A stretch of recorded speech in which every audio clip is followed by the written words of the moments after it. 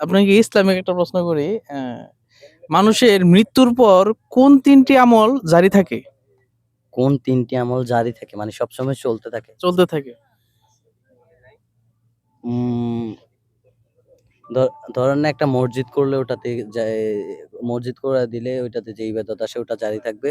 হুম। এরপরে ধরেন না রাস্তা যদি আপনি রাস্তাতে কিছু টাকা সাহায্য করেন, মানুষ চলাচল করবে, কোন সময় কে চলাচল করে তার কোনো গ্যারান্টি নেই। ওই জায়গা থেকে কি যেই সওয়াবটুকু পাবেন ওটা হচ্ছে জারি থাকবে।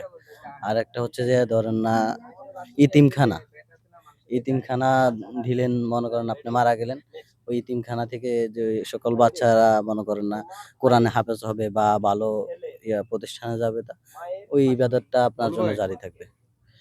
ঠিক আছে দর্শক, ভাই যা বলেছে তা মূলত একটি ক্যাটাগরির মধ্যে পড়ে এবং আরো ২টা ক্যাটাগরি বাদ রইছে। আপনারা জানলে সেই ২টো ক্যাটাগরি জানিয়ে দিবেন।